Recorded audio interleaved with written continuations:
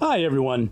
Today we're going to meet Maxine, who's an amazing adventurous woman who has decided to retire and come from Denmark to the United States to seek a life of adventure and travel and freedom. She wasn't content to spend her older age at home in a rocking chair. She wanted to live life, to see places and go places. We'll learn all about her situation and why she's here and how she's here. But first I wanted to show you her rig. She flew into Las Vegas and found and rented a car and started searching for a new home on wheels. And she found this, a very beautiful 1999 E350 V10 and a Winnebago Mini Winnie. And we'll learn all about it from her, but you can see it is really a beautiful rig. It's 24 foot, which is a perfect size.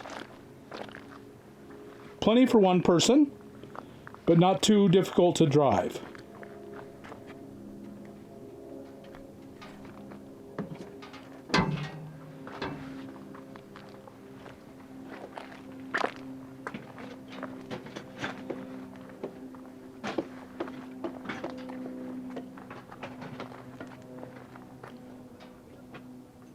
Let's go meet Maxine. Hi everyone, today we're going to meet Maxine. Say hi to everyone, Maxine. Hi everyone. They're really out there. They don't look like it, but there's a bunch of people out there watching us. Wow. Yeah, it's hard to imagine your 15 minutes here. And Maxine has an unusual story. She's from Denmark. Yes. And has, would you say, immigrated into the United States? Yes. And so we're going to learn all about her and what drives a woman to travel 5,000 miles. I don't know. Who knows? A lot of miles. How long was the airline flight? That was nice. It was nice? Yeah, it was nice. Oh, how long? Yeah. 11 hours. 11 hours. Yes, directly. So we'll find out why a woman travels, gives up her whole life, travels to America and starts all over again. Let's do that now. So give us a little background on your history. How did you end up in America? Yeah, I had a very happy basic back home. Very good basic. Good marriage. But an accident and cancer destroyed the foundation of a good marriage and a good life. And I needed to restart my life. I needed to have a boost, doing things all over, getting the power back in my life. So I took one of those few big decisions in life and cut the strings and sold everything and went on a flight and flew to the United States of America. In the United States, we might call that a midlife crisis. Is that a phrase you're familiar with? I don't feel it. I don't feel it like a crisis. I feel it like rebirth of some kind. Right. I have so much air in my lungs and in my life now. I'm very, very happy. I've been here for 3.5 weeks and I'm smiling all the time. It's so wonderful. So. And so how did you support yourself in Denmark? Yeah, first I had a company selling wood and machinery for woodworking, for scroll sawing. Scroll sawing. Scroll sawing. But because of the accident, I had to stop working. So I was, what do you call that? Disabled? Disabled, yes. And that was what I was at the time. Then I got cancer, and yeah, it destroys everything. Would you say that that bout with the really bad luck of the accident and then bad health and the health crisis made you to reevaluate your life? Yeah, you would call it that. If you have a long period of time where you're ill and the doctors and the family and the friends takes over and they do everything for you. If there's a piece of work that had to be done, they are doing it. If there's a decision to be made, they are taking the decision. You're losing the power of your own life. And to regain that, you sometimes have to do something absolutely different. and that was what I chose to do, to cut the strings and to start all over. And I wanted America because America, the people of America and the people of Danish are much alike. And I like the thought of always being able to move around where it's hot enough. Cold makes me sick. So, and I love this. Look around, it's so beautiful. Oh, yes. Yeah. You and I find the desert really beautiful. A lot of people do not. Oh. Sadly. Oh, it's, wow. Yeah, there's no words big enough to talk about this. It's so beautiful. Well, and Europe is a fairly compressed continent. People are compressed, countries are compressed, and so the bigness of it probably appeals to you. It is, yeah, definitely. And the possibility of that I can always choose to go out and be on my own. I can go to the city, I can go and buy groceries and have some water, do whatever I want. But I can also choose to sit in my RV and drive out in the desert and just breathe and be alone and yeah. Space. Yes. So were you a camper in Europe? Yes, we had a camper that we towed behind our car, and we loved it, definitely. But Denmark is a very small country, so you're going from campsite to campsite, and we then went to Germany for some trips, and we went a trip for Norway always, also, yes. But you can't compare Denmark to the United States. It's so small. Right. Yeah, and even all of the European continent is still relatively small. It is compared to the United States. Yes. And so a lot of what you found was living a nomadic, mobile life was restrictive in Europe. Yes, in Denmark, mostly Europe, especially in Denmark, you have to sleep in the RV camps. You cannot drive to the parking lot and say, here I want to stay. You can't go to a forest and say, here I want to camp. It's not allowed with a camper in any sort. So you have to go to restricted areas. So, yeah, that's very limited. A lot of what you wanted was the openness to go anywhere you wanted and camp anywhere you wanted. The freedom, yes. Freedom yes. of camping. That I am the boss. I can choose wherever I want to go. If I want to go to Las Vegas, to big city, or to Pahrump, to a wonderful small city, or I want to go in the desert, I want to go to the beach at California, I can do whatever I want. That's what I want. Yes. Yes. And so after all these things, you decided to restart your life all fresh. Yes. And how did you find out about it? I sat on the internet. That's a loving place to sit and Google around, and I found the Cheap RV Living forum page and started reading about it. I started watching some of your videos on YouTube and started talking with the people on the forums, and they were so welcoming. I started learning stuff, and I felt it was the right thing to do. Right. So, and it's always in a person's life, you have to take a standpoint. You have to take a decision. And so I did. Kind of a leap of faith. Yeah. That's really kind of what you took, a leap of faith. Yes, absolutely. Many people here in America are afraid to take the leap of faith just to leave their homes to go into an RV, and you changed continents. Yeah. Sold everything. Yes. And that was a big leap of faith. Yes, and a lot of people are afraid, but the truth is, if you take the step outside of your own home and the step out of in a new adventure, you will mostly meet smiling, helping, wonderful people. Yes. I have been in the dark streets of Las Vegas. I've been wandering around at night. I have only met smiling, helpful people. And now I'm here in the desert, and you are so wonderful, all of you. So I can only be happy. Yes. Yes.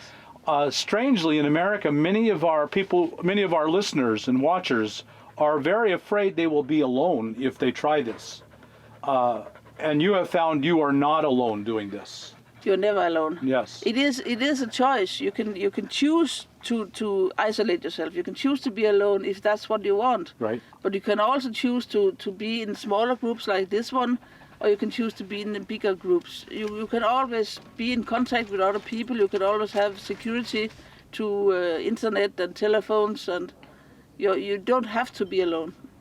You can choose to be. Yes. Yes. Which you get both, the best of both worlds. Absolutely. And you found that through my forum on cheaprvliving.com. Absolutely. And folks, a lot of you will write me and ask me, I'd come, but I'm afraid of being lonely and not. But I can promise you that if you will join the forum, you will get the exact same reception that Maxine has. People will embrace you and accept you and help you in any way you can. Absolutely. And when you wander around the streets of Las Vegas, you find good people. Many of the people who were poor, living on the streets, they always had a smile. There was nothing wrong. I had nothing to be afraid of. I wandered at the Fremont Street at night, at the old Fremont Street, and there were people that were poor and sitting on the street, but they were harmless, good people. Right. Yeah. So, and I had a lot of fun. Yeah, it was funny. For a short time. I like the big cities for a short time, and then I wander. And then out here. Yeah. Right. Wow. It's exactly how I think too. So, what did you come to America with? Did you bring a whole bunch of stuff? Yeah, I would say so. You would? Yeah, I had a suitcase, and I had a mattress, and it was in a bag that my wife was good to sew for me, a very good bag, and a backpack, and a computer. Yeah, that's a lot of stuff. That's a lot of stuff, yes. Yeah, for one person to carry around, Yes. that's a lot.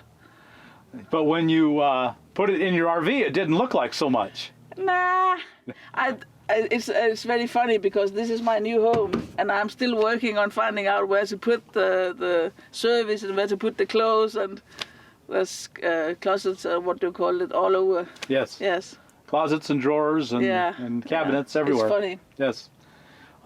And so you came with a large suitcase, a mattress because you had your injury was to your back. Yes. And you have to take very good care of your back. Yes. And a computer bag and a backpack. Yeah. That's not a whole lot to start a whole new life. No, but it's enough. It's enough. It's enough, yeah. And well, now I have her, and I have to get to know her, and then I bought some service utensils. What do you know? Right. Yeah. Start all over again when you got here. Yeah. Basically with a whole new life. She was empty, so yeah. And how did you go about finding your RV? You came here with no idea what you were doing. Absolutely not. In Denmark, we have a few RVs, but we don't have the same possibility of looking into them and going around it. I just saw a lot of movies on the internet, and then I took over here with an idea, but maybe I wanted a bus and converted myself. Maybe I wanted a box truck and converted myself. I would love the van life, but I can't because of my back. I have to be able to stand up, so it had to be something bigger. And I looked around. I rented a car in Las Vegas, and I chose to rent a very big car, 11-person van. It was very big for me because in Denmark I only drove smaller cars. And then I drove,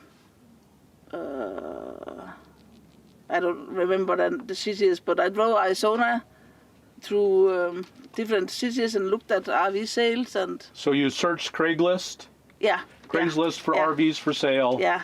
And with your rental car, left Las Vegas, and drove around looking at... Yeah. The great thing about Las Vegas is it's a huge city. It is. But within a day's drive is Phoenix, San Diego, Los Angeles. Yes. Many, many people. Yes. And so that's what you did. I did, yeah. I looked around in all different cities and RV sales, and by doing that I learned to narrow down my wishes, and I ended up in a Class C. I found that being the most right for me. Uh-huh. Yeah. A combination of fairly easy to drive. She's very easy to drive, and the 24 gives me room enough. I have a bed. I need that. I have a place to sit. I have a kitchen and I have a bathroom. That's what I need. And she's 24 foot, that means she's small enough for me to go boondocking in the forest and other small places.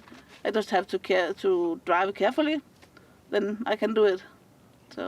And that's how you're planning. You're not planning on staying in RV parks because your budget doesn't allow that. No, Not and much. I wouldn't find it appealing to me. Yes. No, I want the freedom. Yes, and the people I want to meet is not living in RV parks. Yes. So, yeah. Right. They're good people living there. It is. But yeah, they're a little definitely. different than what you're looking for. Yeah. Yeah, that's my exact thinking too. And so you tell us about your RV. What year is it? Do you mind telling us about your finances? You don't feel obligated to. No, she's a 1999 Ford V10, 24 foot, and she costed me $12,000, and I think that's okay. And how many miles does it have? About 64,000 miles, I think, roundabout. Uh-huh. And I'm gonna make a lot of changes to her. It's impossible to have a carpet when you're living in a desert. You cannot keep it clean. No. So it has to be a wooden floor. I have to make changes to the bathroom because of my disability, and I want to make changes to the kitchen. You know, at home you have to make something. So. But you made your living as a woodworker. Yeah. I So did. tearing it all out and rebuilding it would be fun for you. Definitely. I just have to find the right drawings about her, and then I'll just start slowly up. And I know I can always turn to you if there's something I need a helping hand for. Yes. So no problem about that. But I only have my disability check. I have about $1,200 per month, and that's not enough for just doing everything at once. So it will go slowly. Yes. Yes.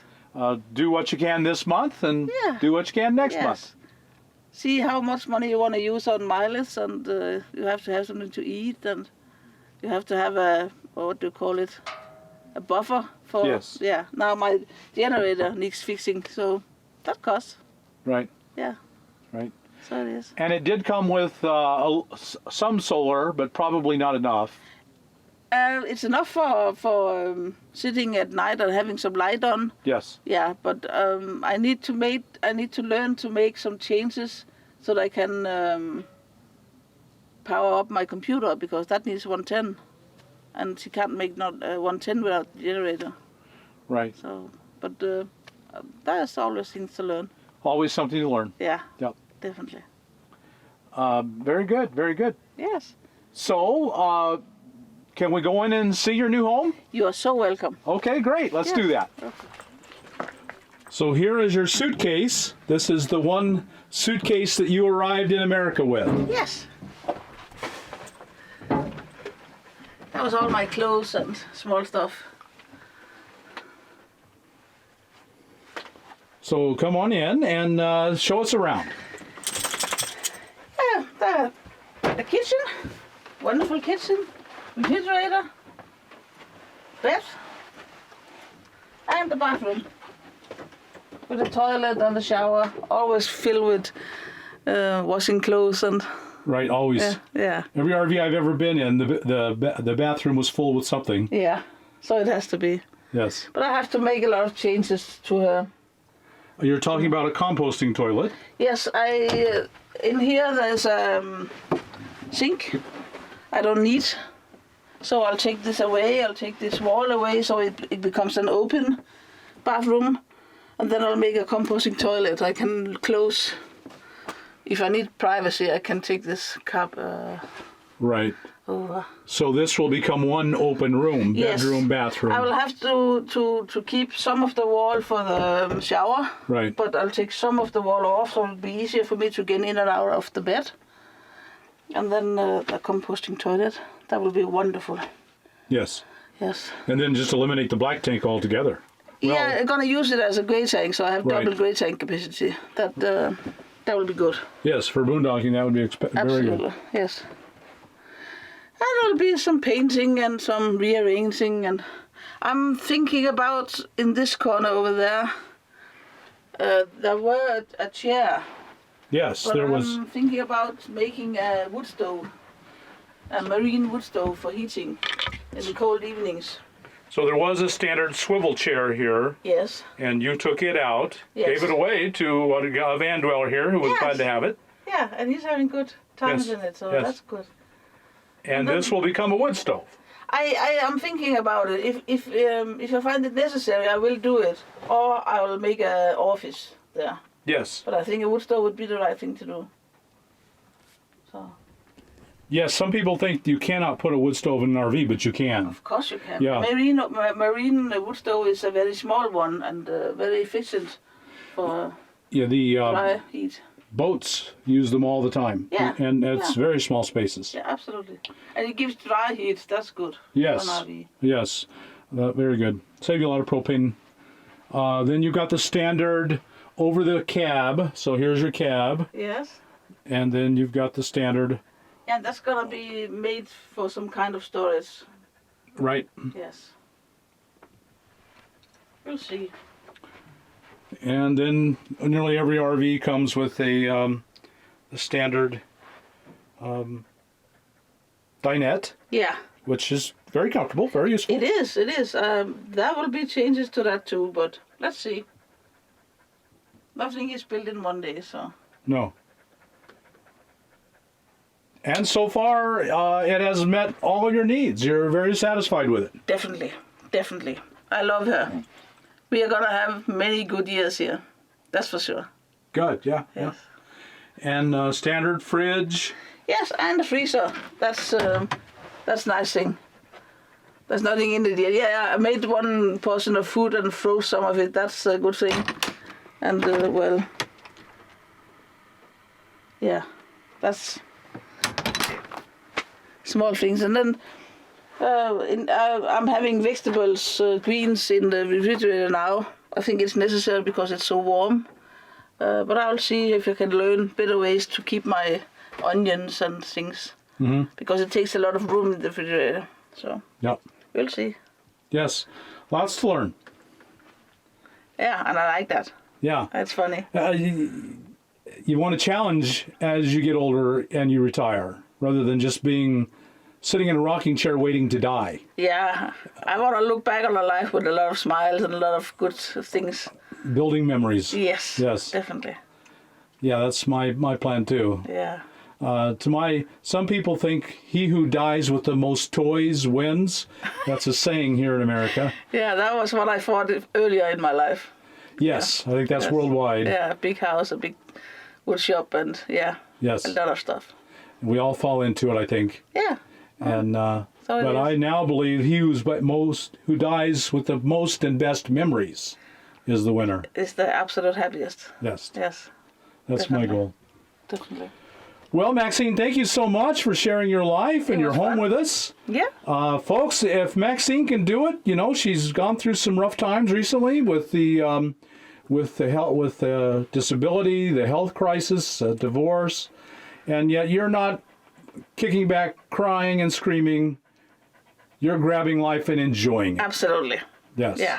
We only have one life, so we have to give it the best we can. And I'd have to say, I don't know anyone I've ever met that smiles more than you do. Thank you. I have are- another reason. You to are very smile. welcome. That really is true. Thank you. And so everyone enjoys being around you because someone who smiles is contagious. I love having people around me, so Yeah. that's good. Yeah, it's great. Yeah. Thank you. Okay, well, folks, thanks for joining us. And as usual, like and subscribe us. Subscribe to our channel and like us on YouTube. And we'll join you in our next video.